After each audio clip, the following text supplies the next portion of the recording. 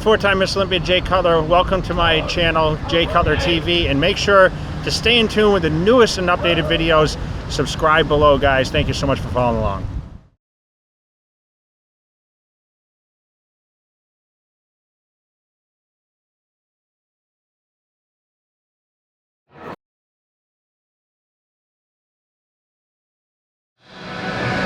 Hey guys, welcome to Be Built by Brozer here at Gold's Gym Venice. Today's edition, what Dave and I decided we wanted to talk about was calf training, which we don't really talk about very often, but you know what, it's very important because a lot of people have lagging calves. It seems to be one of those body parts that you either genetically are gifted and you have them just from walking around, or they're tough for you to build, and I am definitely one of those people who have a lot of trouble with calves. But there's a lot of things that you can do to stimulate the calves over and above just regular reps up and down and regular machines. And we're going to show you some of those things today. So we're going to talk about as we go along. We're going to show you 3 different calf exercises. We're going to show you how we emphasize different portions of the rep. We're going to show you how we use different foot positions to hit different portions of the calf. And we're going to show you a couple of extra techniques that you can use, like shock techniques, to get those calves growing. So we'll show you all of those, and hopefully for you, they will get your calves on the way to success. Okay guys, so here's the first machine we're going to use. We're taking this squat machine, this lying squat machine, and we're making it into what would be similar to a standing calf raise. Now the first point that I want to bring up, as you can see, is Dave is using a full range of motion from stretch all the way, pushing as high as he can onto the balls of his feet. He's not overloading the machine and doing 1/2 inch repetitions like a lot of people do. Now on this machine, or these types of machines, a technique we like to use is holding the contraction at the top. 1, 2, 3, 4 seconds, and then down. Holding this contraction at the top really puts a major burn, fills the calves with lactic acid, and makes sure that you're using only the calf to lift the weight and hold it into position, which really gives the calves a tremendous shock. Use that technique sometimes on standing calf raises or a machine like this to get those calves growing. Okay guys, the second exercise we're using today is a calf press. And if you have a vertical leg press like this one, this is an excellent movement for the calves. It puts a tremendous stretch on the calves at the bottom, and that is what we're going to emphasize here, a stretch technique on this movement. As you can see, it comes to the bottom and holds and stretches the calves as deeply as he can for 4 full seconds. Anytime you put a stretch on a muscle under tension, that is an anabolic signal that damages muscle fibers and signals the body to make that muscle grow. So this is a great technique for the calves. And now, towards the end of the set, when he can't do any more, he's going to finish off with what they call partials or burns. This just fills the calf with lactic acid and puts a tremendous amount of pain into the calves and just makes you go past failure, past full range failure, which will really shock the calves into growth. This is great on any leg press machine, but if you have a vertical, give them a shot on a vertical. Very, very tough movement. Okay guys, on the last exercise, we're going to do the seated calf raise, and we're going to use a technique called hundreds, which basically means we're going to be doing a set where Dave is going to do as many reps as he can, hopefully very, very high reps. He's going to take a pause, and he's going to go again, and keep taking a pause and going again until he gets to 100 reps. Now, as you can see, which we've shown on seated calf raises before, but it's worth mentioning again, the position his body is in, where he's leaning forward rather than sitting up straight, this puts more direct pressure down on the calf or the soleus muscle than if he was sitting up, and also eliminates any chance of cheating.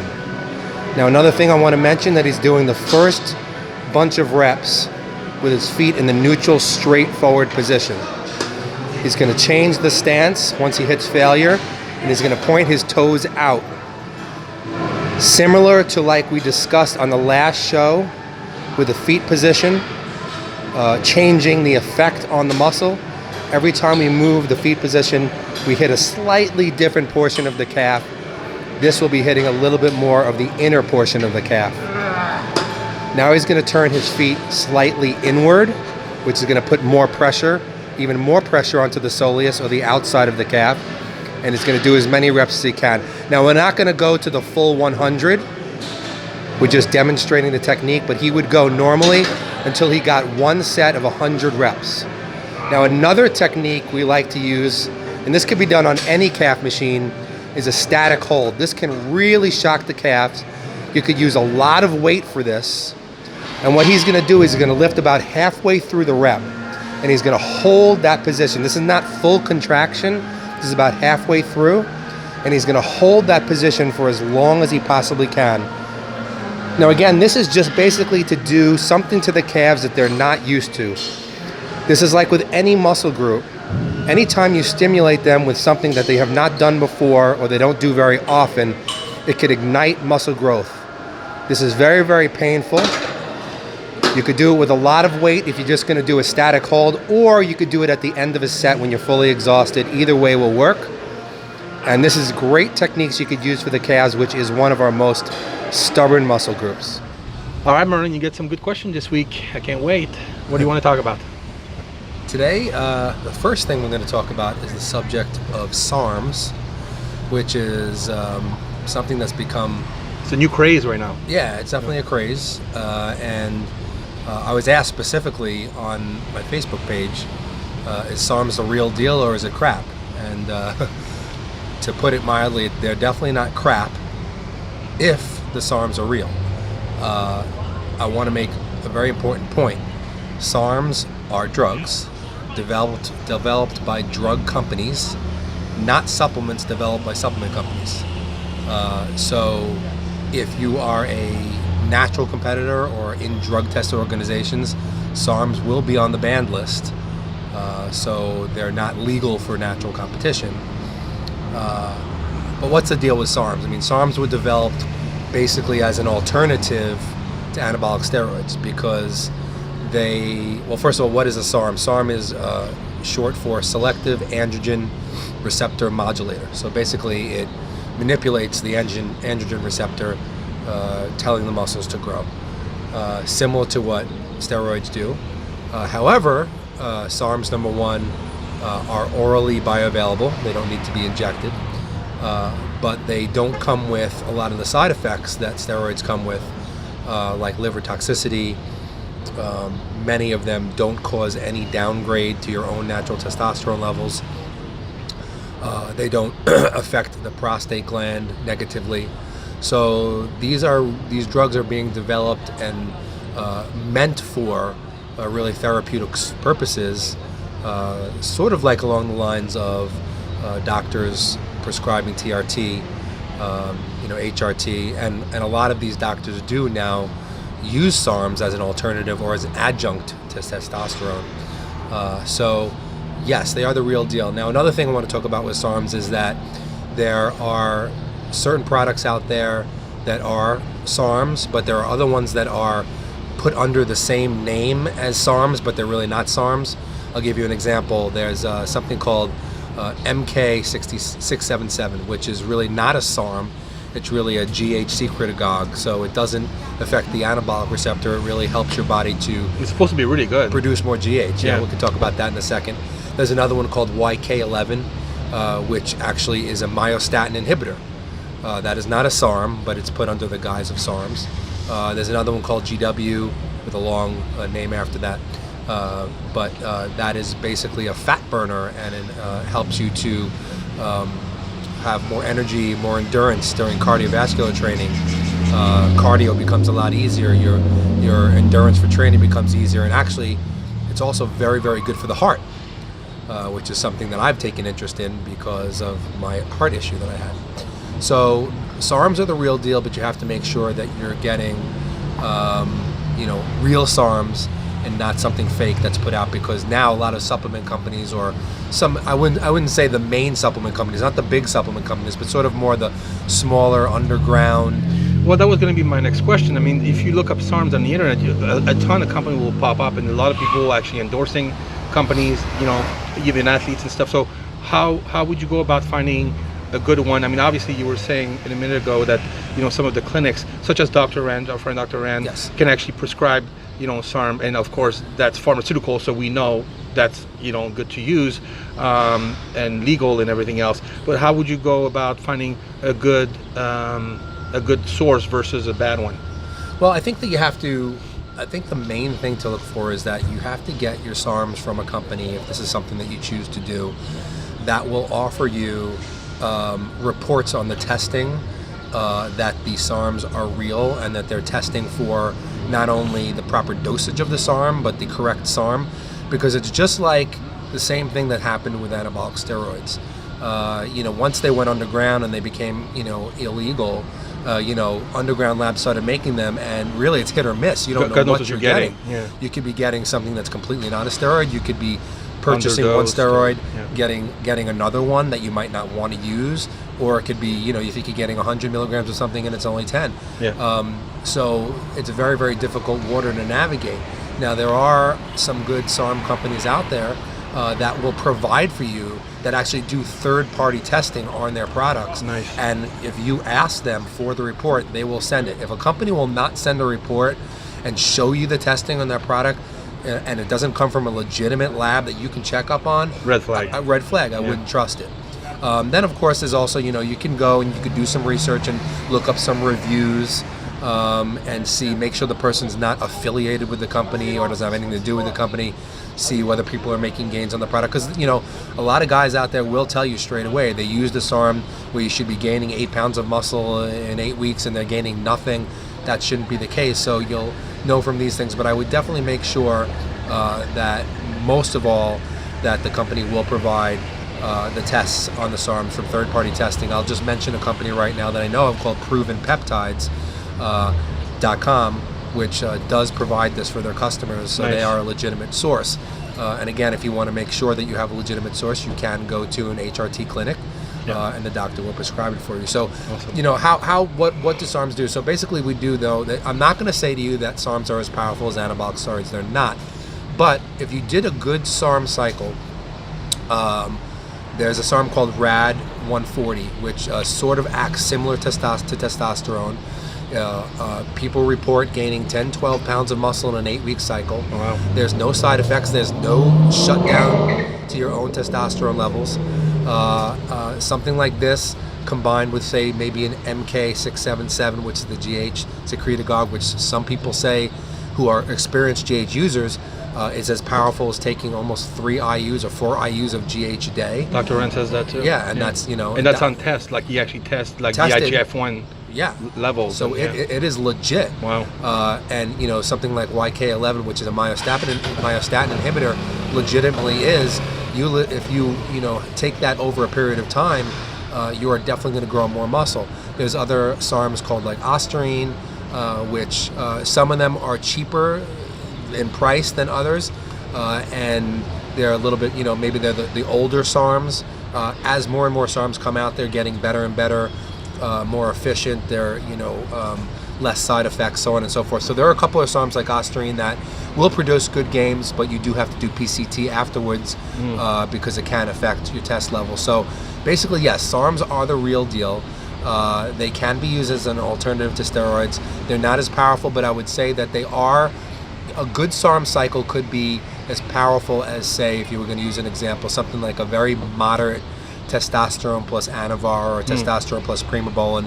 It's definitely not going to be like a, you know, a huge GH cycle with Anadrol and all that kind of stuff that people use. So don't expect 30, 40 pounds of muscle gain on it.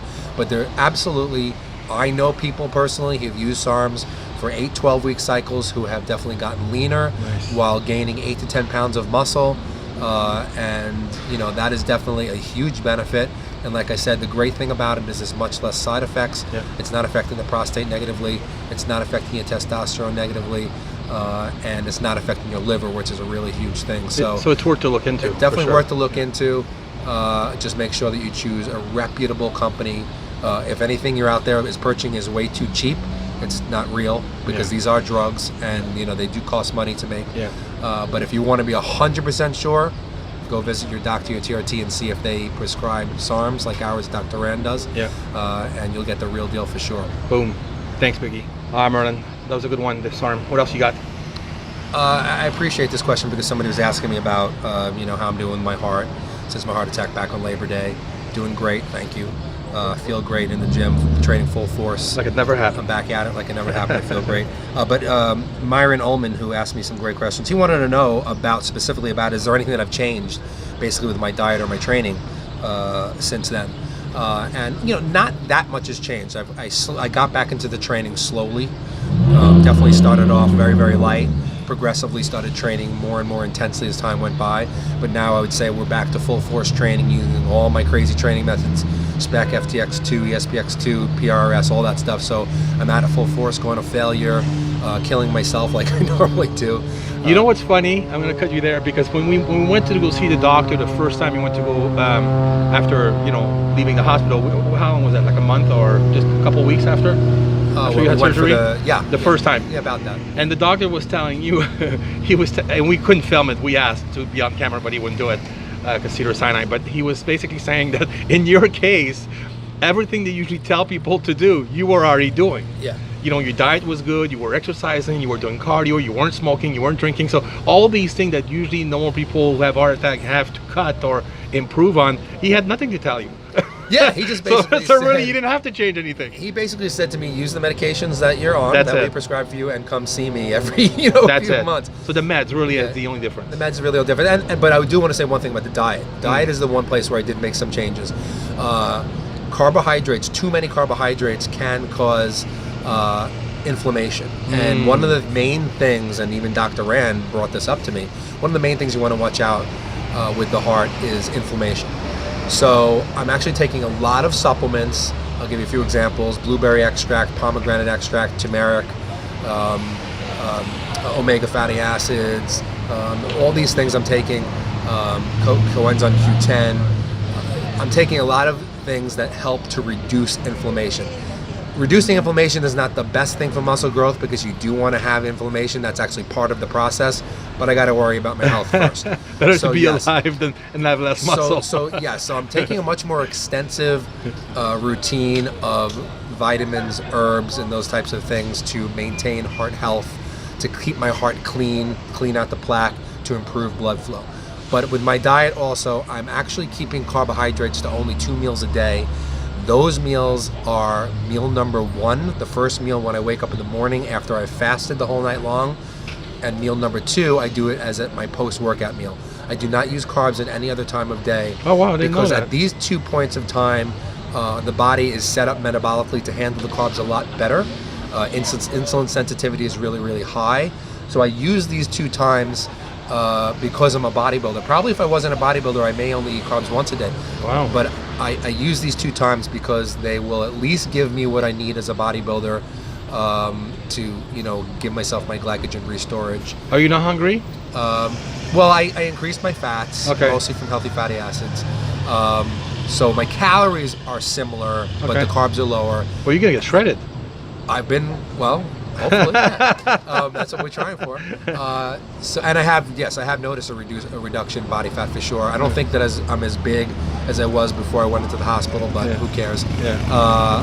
And also, I've cut some red meat out of the diet. I was eating red meat pretty much every single day, at least 1 time a day, and now I keep it down to once or twice per week.